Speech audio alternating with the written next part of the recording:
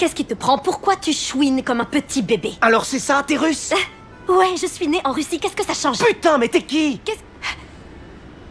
On n'a pas de temps à perdre avec ça, Chase. Sur quoi d'autre tu me mens? Je sais même plus qui t'es. Je n'ai pas de temps à perdre avec ça. Je n'ai pas de temps à perdre avec toi. Anna Delvey, ou Sorokin, a pris le monde d'assaut. Elle a réussi à escroquer les banques, mais aussi à tromper beaucoup de ses amis. Elle a vécu dans le mensonge le plus total et l'a maintenu pendant des années avant de se faire finalement prendre. Et elle est maintenant le sujet du dernier grand succès de Netflix, Inventing Anna. Mais comment a-t-elle fait? À quel point cela peut-il être facile? Quelles sont les techniques psychologiques qu'elle a utilisées pour que les gens croient à ses mensonges? Qu'ils se séparent d'aussi grosses sommes d'argent et qu'ils la laissent même prendre un jet? Dans cette vidéo, nous allons voir 6 techniques psychologiques qu'elle a utilisées. Nous allons décortiquer chacune d'entre elles et voir exactement comment elle s'y est prise.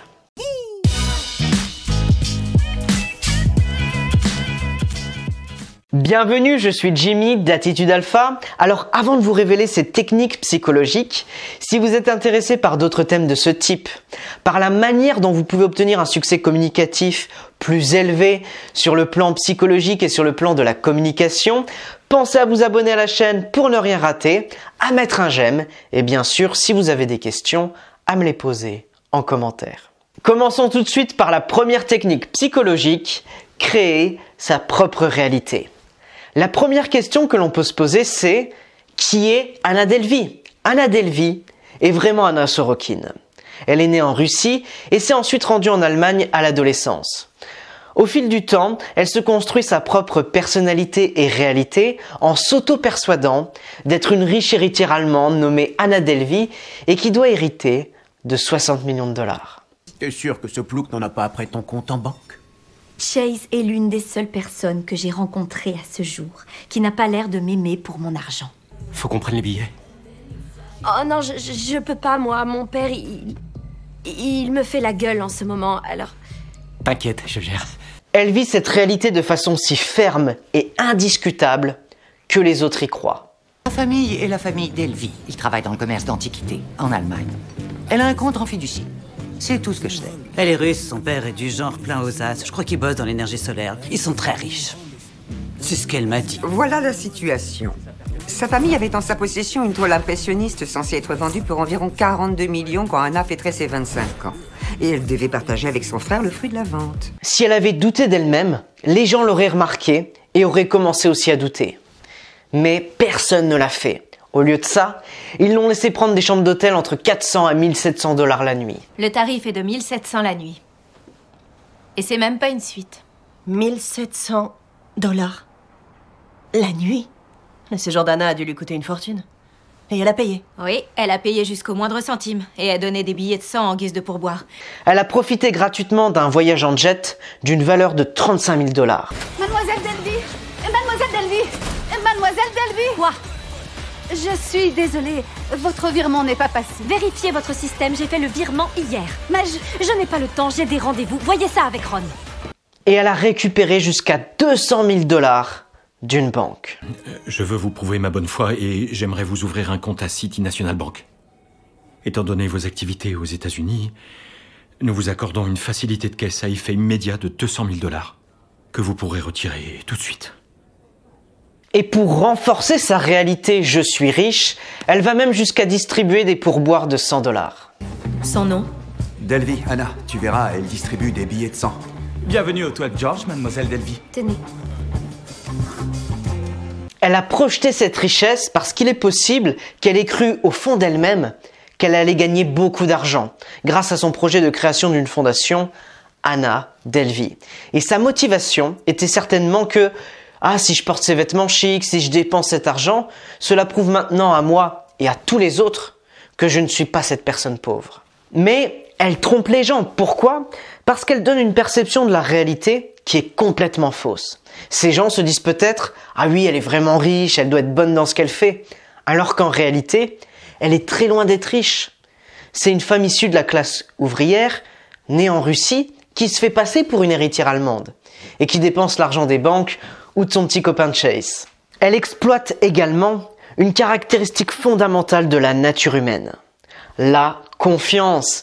Les gens ont tendance à accorder facilement leur confiance. Je crois que j'aurais dû me douter que Anna lui avait tout dit, mais j'ai tendance à accorder facilement le bénéfice du doute. Elle a profité de moi et je n'ai rien vu venir. D'après l'étude Why People Trust, pourquoi les gens font confiance, du psychologue David Dunning et ses collègues, les gens ont tendance à faire confiance aux autres plutôt qu'à s'en méfier, à les croire plutôt que de les embarrasser en les dénonçant. Et selon la théorie sur le face work du sociologue Erving Goffman, il est inconfortable pour une personne d'accuser quelqu'un d'autre de vivre dans le mensonge et préfère simplement l'accepter. Anna a donc construit une réalité dans un cadre et a ensuite vécu dans ce cadre-là. Et tout le monde entrant dans ce cadre était censé faire de même. Et quiconque remettait en question cette réalité en était exclu, comme son ami Val qui a découvert sa vraie identité.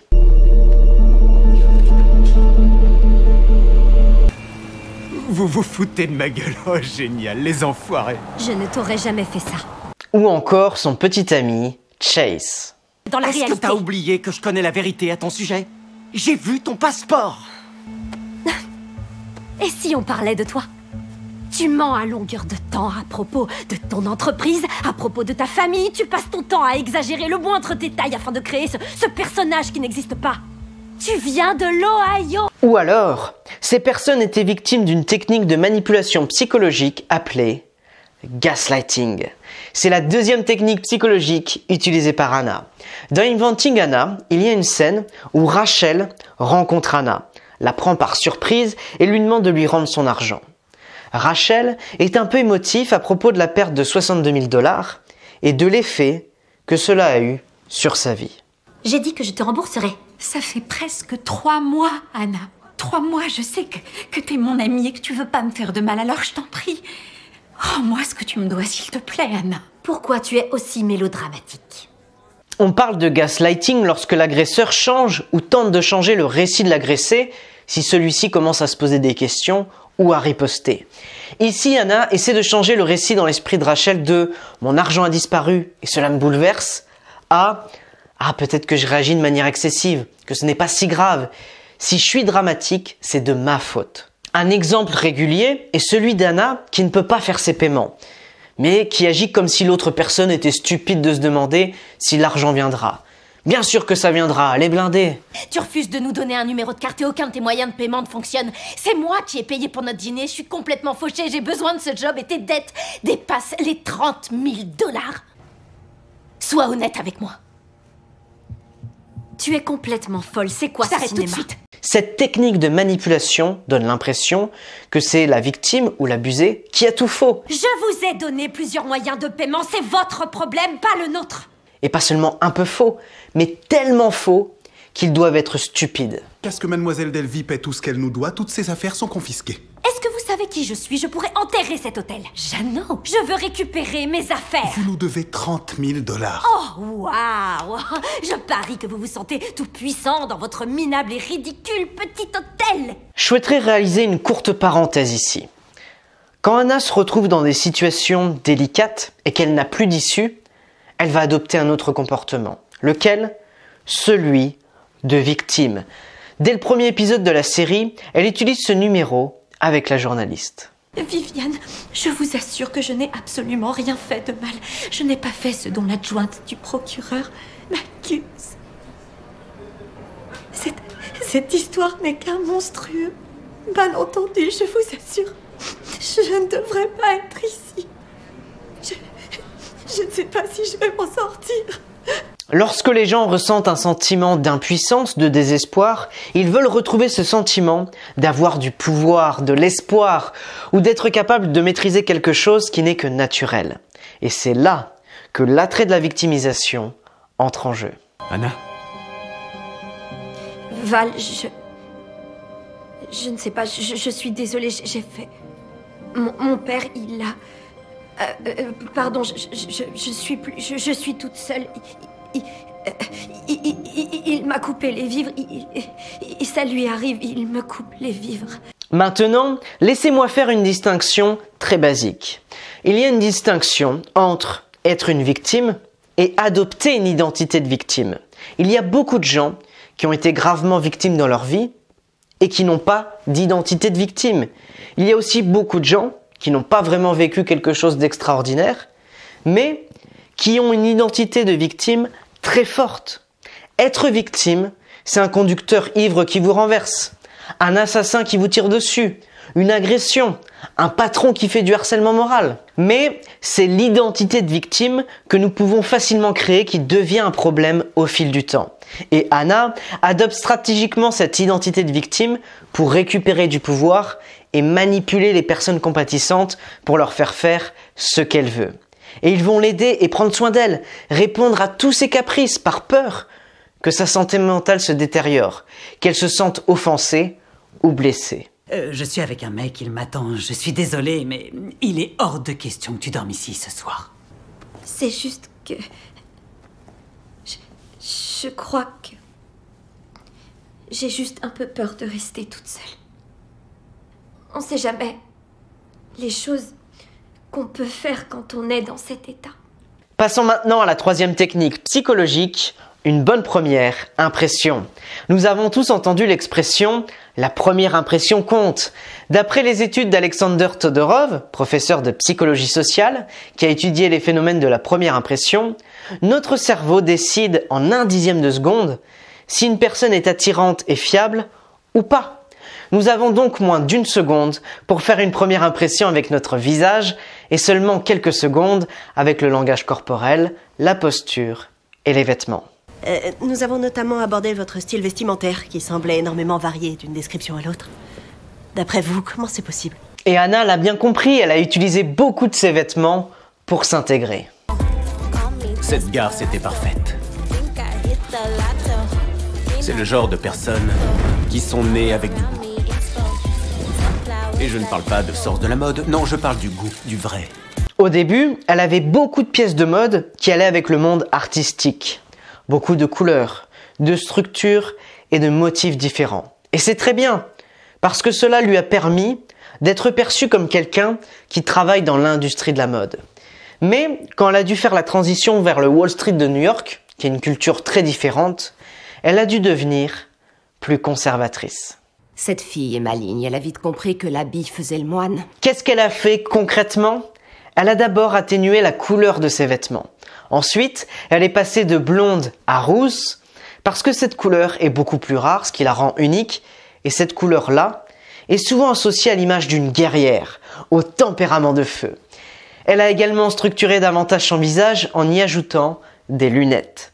La structure tend à être synonyme de personnes bien organisées. Dernière chose, vous remarquerez qu'elle aura les cheveux lâchés et ondulés quand elle sera avec des amis, mais lorsqu'elle va demander de l'argent ou parler à quelqu'un qu'elle considère comme une autorité supérieure à la sienne, elle peut ramener ses cheveux en queue de cheval ou en chignon.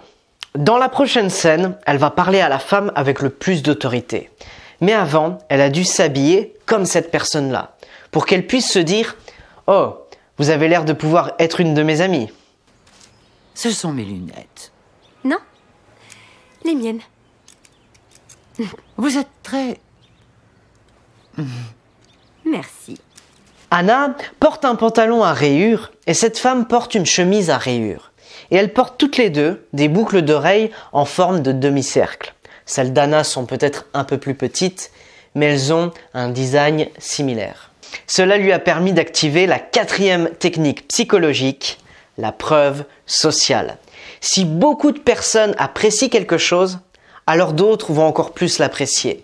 Concrètement, ça signifie que si une chose est perçue comme positive, c'est déjà un argument pour nous qui nous permet de nous dire par exemple « Ok, si beaucoup de gens apprécient ce film-là, alors ce film doit forcément être bien. Il faut que je le regarde à mon tour. » Un autre exemple, s'il y a une telle attente devant ce restaurant, s'il y a beaucoup de monde devant le restaurant, ça veut dire c'est un minimum bon. Et donc on va préférer choisir un restaurant avec du monde plutôt qu'un restaurant complètement vide. Au début de la série, personne ne s'intéresse à son projet. C'est comme s'il n'y avait personne devant son restaurant. Alors pourquoi personne ne s'intéresse à son projet? Tout simplement parce qu'ils ne savent pas qui est Anna Delvey. Ils ne savent pas avec qui elle travaille. Ils ne savent pas pourquoi ils devraient réaliser ce projet avec elle. Et c'est normal, parce qu'à ce moment-là, elle n'a aucune recommandation de personnes vraiment influentes.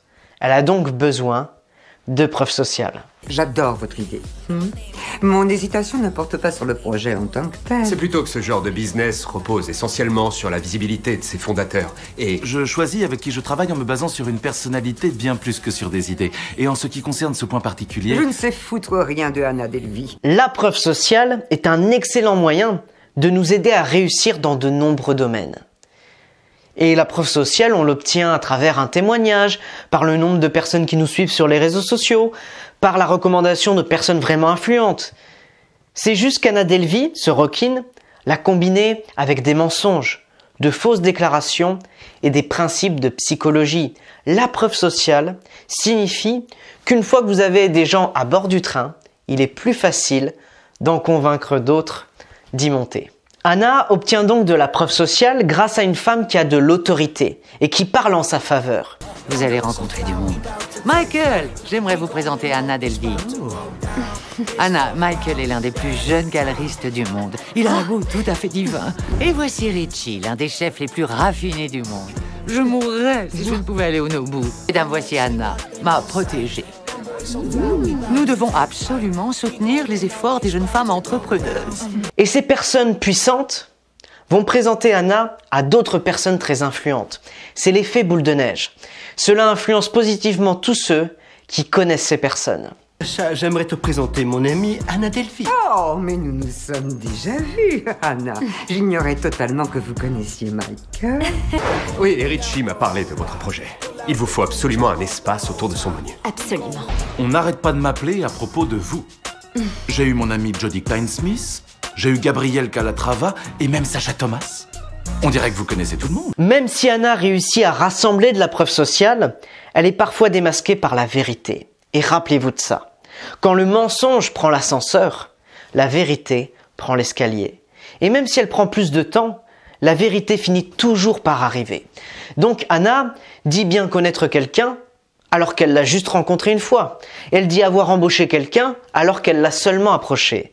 Mais elle en fait juste assez pour que ce soit crédible pendant assez longtemps pour que d'autres embarquent parce qu'ils ont cru en mensonge. Et une fois que ces personnes sont à bord, elle a une véritable preuve sociale. Bien sûr, si c'est fait avec honnêteté, c'est une façon très intelligente de travailler. Mais une fois que vous êtes démasqué comme un menteur, le bruit se répand très rapidement parmi ces personnes et vous ne travaillerez plus jamais avec elles. Cela nous amène à la 5e technique psychologique, un statut élevé. Les gens sont attirés par les personnes ayant un statut élevé, surtout s'ils sont eux-mêmes à la recherche de ce statut. Et le fait d'être associé à des personnes de statut élevé élève le statut en soi, grâce notamment à une forte preuve sociale. Le simple fait d'aller dans des endroits et de faire des choses que font les personnes de statut élevé peut élever le statut aux yeux de certains. Et Instagrammer au même endroit que Kardashian est un exemple dans la série. Oh my god! C'est ici que Chloé avait pris la photo! On va faire un selfie. Mais Anna n'a pas seulement utilisé l'association avec des personnes de haut statut pour élever son propre statut. Elle a également utilisé d'autres techniques.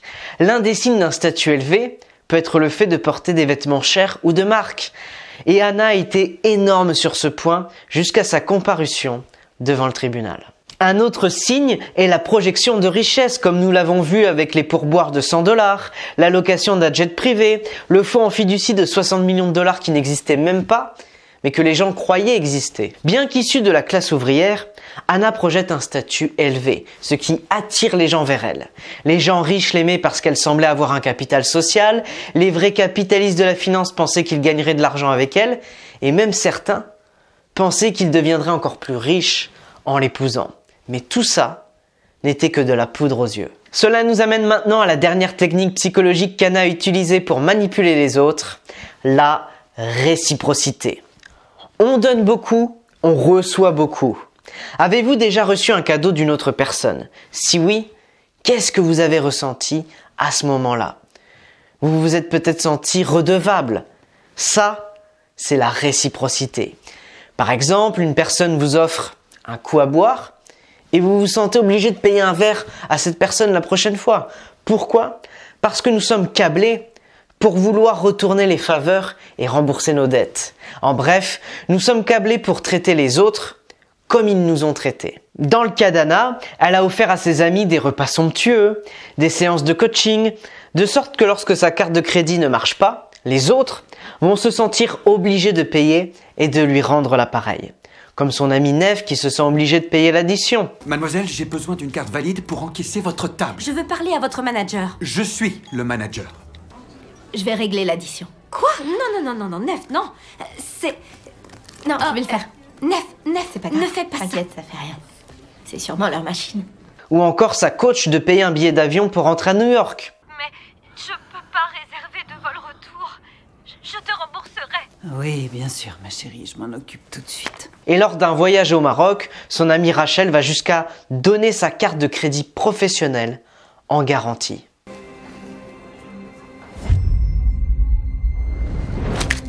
Vous devez revenir à la villa avec moi pour payer. La première impression, la projection d'une richesse extrême et d'un statut social élevé, l'abus de la confiance naturelle des humains et l'utilisation d'une technique de manipulation appelée le gaslighting, tout ça s'est combiné pour que le plan d'Anna Sorokin soit presque une réussite. Surtout lorsqu'il a commencé à fonctionner et que les preuves sociales ont commencé à affluer. Et si elle n'avait pas été aussi obsédée par son image, et si elle avait mis son esprit et sa personnalité au service de l'honnêteté et de l'intégrité, elle aurait peut-être réussi. Mais il semble que ce n'était pas seulement le succès qu'elle voulait, mais l'image de celui-ci.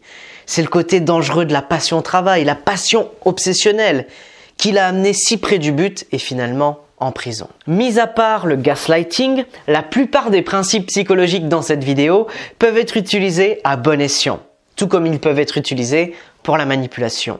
Ce sont des outils puissants s'ils sont utilisés avec honnêteté et intégrité, mais s'ils sont utilisés de manière malveillante, comme l'a fait Anna Sorokin, alias Anna Delvey, rien de bon n'en sortira.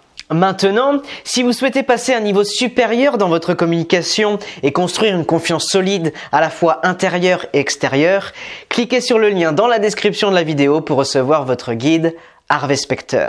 Ce guide regroupe ses 3 principaux mindsets, ses compétences verbales, son langage corporel et ses stratégies de pouvoir.